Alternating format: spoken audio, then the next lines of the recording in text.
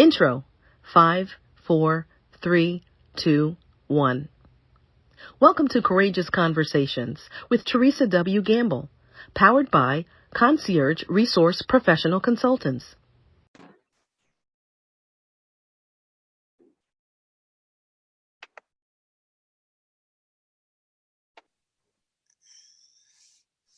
Greetings, everybody. This is Teresa Gamble, the host of Courageous Conversations, Mixed Talk Media, based out of Houston, Texas. And today I have a very special guest, somebody you want to stay close to the radio and have pad and pen.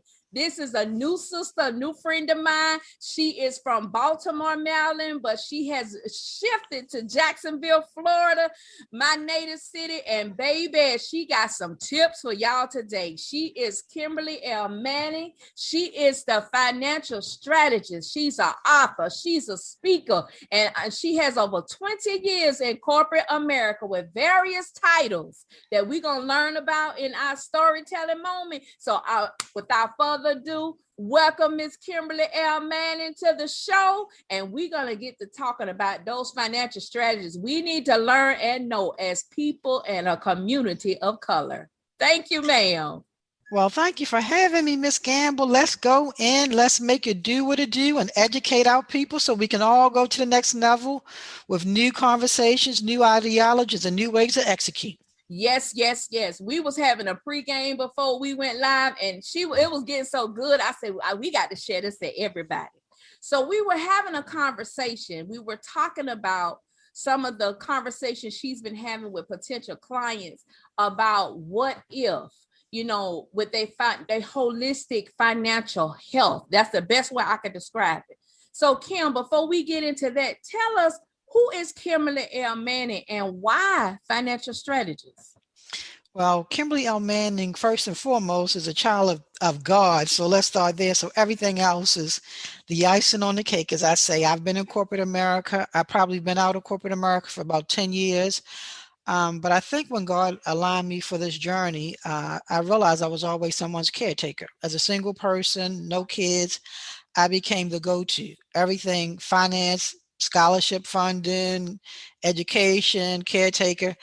And I realized when I got sick about 2 years ago, God had to slow me down. Thank God it wasn't to my demise, but what it gave me the opportunity to do was look at how I was serving and who I was serving. And it made me come to a honest truth that too often as Black people, we are successful, but we don't really always have the right tools to create a successful life. That's good. So as a result, I found myself being caretaker, and I started tagging myself the death angel. And I said, okay, God, you're taking me through way too much, that it has to be a lesson and a blessing here, far greater than anything that I can imagine. And in the midst of my, what I thought was the darkest hour was my light. And I said to my mom, we were talking one day, and I said, you know what, Mom, we focus so much on getting. Not one time have I been at somebody's deathbed, they asked me where were their Mercedes keys. Oh, wow. Not one time have they said, make sure my mortgage payment is paid. They'll ask for their child. They'll tell you how they wish they had did this and this and this. And I'm like, okay, now what's next, God? And I didn't realize at the time he was positioning me for the path that I'm on now. Wow. To educate our people. I'm not going to minimize the value of money. It's like oxygen. I get that. But in the process of you consuming, understand that you need to create the healthy, loving relationships. You need to know who you are. I show up, I go to people's homes and many mansions, and you say, well, what are you doing, outside of work? People can tell you about their work, their children. I ask women all the time, outside of your husband, dear heart, who are you? When those kids grow up, what's important to you? How are you checking your own pulse? You running around taking care of your mom, your dad, your husband, your this, your that, the dog, the cat. What about you? That's good. And even in that conversation, my question is always to women, do you have long-term care insurance? Because life is going to happen. I tell people we got the two dreaded D's, death or divorce. Wow. So when one of those hit, how does your life continue to flow? And I tell people, not everybody's living to 80 or 90 years old. We talk about this whole thing of generational wealth and this and that. What does that really mean to you? You know, everybody's not interested in living their kids a Bentley and a house is paid off. But in the interim, what do you have in place to make sure that your life is successful? Because those same kids may not want to come and take care of you. You better speak it, Kim. So let's keep it real. I have clients all the time. My kids, no, sweetheart, when your kids get married, what does the Bible say? So if they follow the word of God, then mom and daddy come on the back burner. They got to take care of home. Right. So those are some of the things that I had to sit down and like settle my spirit and say, okay, God, I don't want to be known as a deaf angel. I don't want to be known as Nurse Betty, because that was my tag for my family. Like, oh, here, Nurse Betty's in town from Baltimore. She's in Atlanta taking care of so she's in Tennessee. I tell all my relatives, I love you, but sweetheart, I can't be your long-term care plan. Right. So that's because of them having your insurance background, inspiring for us to have that long-term care insurance and not having to create GoFundMe accounts to settle people's debts. That's another whole conversation. I don't even go into the GoFundMe conversations, because I tell people, I have a client I'm working with now. She's 54. She has no insurance. And she's like, well, I don't have kids. I don't think I need insurance. I said, sweetheart, every sickness is not to death. Yes. So if you get sick, do you think your sister should have to stop working and take care of you? Right. So I said, don't look at it as from a death perspective. You need to know how to use living benefits of life insurance. That's a whole conversation. Wow. Just using the tax-free strategies of life insurance. We're not taught that. Right. Most of the time when I ask people, well, what do you think of with your life insurance? Well, I want my kids to be able to do A, B, C, and D at my death. Well, what if I can show you another way of looking at life insurance? Because most people remember, if you're over like 40, the insurance man coming to your home, collecting your mom's $10 premium or whatever. No. We didn't evolve beyond that. Well, they've been evolved beyond that, but I want to make sure our people understand. Right. This is how we use insurance to bypass traditional banking. This is how we use insurance to purchase our house or down payment on our first car and different things like that. So if we could get them out of these stores and these depreciating assets, we could start closing that gap. I read last week, it's a 284-year time span gap between the wealth of Black families and that of our white counterparts. Wow. We've been out of slavery for that long, so why haven't we done better? Exactly. That's true. But a lot of that has to do with, Kim, you were speaking earlier about not just having knowledge base. What knowledge did our ancestors have about money, about wealth building strategies, or was it rich building strategies that they did not either transition that knowledge to their legacy, or either they didn't document or record how they did what they did? Well, I think it's a combination of a number of things. And I tell people it's very crucial that we understand our history. Yeah. But some things in our history, we need to realize it was a springboard for our success. We have more Black women, especially with higher education degrees than ever before. So why are we still having this conversation based on a plantation in terms of how we exist? If I'm in a room with Joe and Biff and everybody else, and they're getting it, as soon as we get it, we go right to the Mercedes dealership or right to our favorite car dealership. There's nothing sexy about depreciating assets. So where our parents and our grandparents understood, I might have a Cadillac, but I've worked my caboose off. I've positioned my family. Right. I have so many of my friends that were able to graduate from college without student loans because their parents sacrificed. Yes. It's like a joke. One of my grandmother's neighbor had one suit forever, but his daughter's an attorney with no student loans. Wow. You see what I mean? His other daughter owns 2 houses, never had a mortgage payment because she started saving her money and following his level of discipline. So I have mixed feelings on that. I understand the value of understanding our history, but sometimes that can stifle us. Right. Sometimes I really think it stifles us. And as women, I can go in any number of closets, including my own, and pick out a dress for every day for the next 60 days. How's that serving me financially? That's good. So how do we pivot to get that knowledge that you speak of, to have those wealth building practices starting now to help build legacy for our children, for their future? I think the key thing is for me, and I'm just taking ownership for me at 54. Mm-hmm. When I go in the store, I say, is this going to fuel my business and create money? Or is this another gadget that's not going to make money, but it's fun for me? Mm. Because surely the same God woke me up at 30, allowed me to see 54. If I make it to 74, what's most important? Not all the little depreciating assets, but how I really structure my financial future. Wow. So if we could just say, I mean, people eat out all the time. Right. People hate to cook, whatever, whatever. If you start saying, if I eat out 3 times a week, if I do that maybe twice a month and put that money somewhere that's going to benefit me long term. When I look at that coach or whatever person it is for 350 or 1500, if you don't have triple that in your banking account, how's that going to serve you in a decade? Wow. That's I mean, good. it's just the small things that we think about, and a lot of people say, "Oh, I thrift, I thrift." Even if you thrift every week, what is that really serving you for? Is that going to be important to you next year?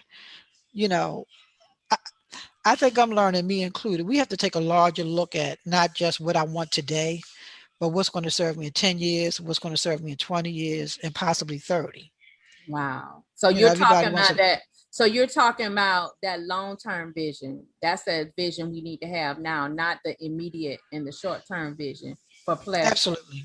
That's Absolutely. And we've all been guilty of it. We take 2, 3, 4, 5 vacations, which is good, but maybe we take one a year and put that other money somewhere else, i.e. an insurance policy, right. where you can start saving cash money, in the tax deferred status where you get in a crisis. You don't have to go to your 401k or 403 and worry about the penalties.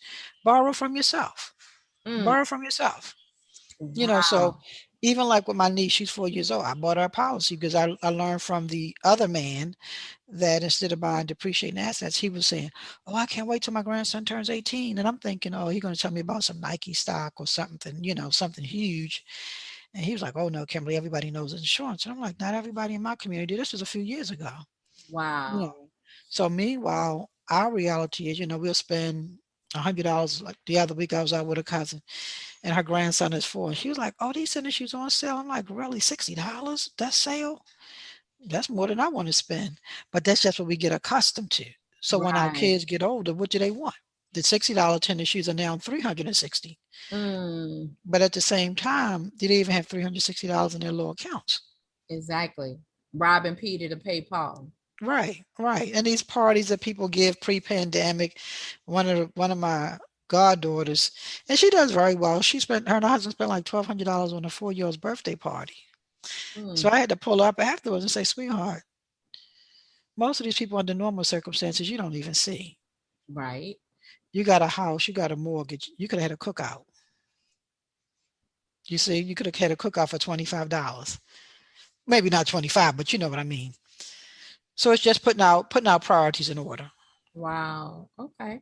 So I want to talk about brief. I know you wrote a book. What's the name of your Oh, book? my book is Wealthy Women Chat and Chew, Okay. 7 Strategies You Didn't Learn at the Kitchen Table or the Boardroom to Create and Preserve Wealth.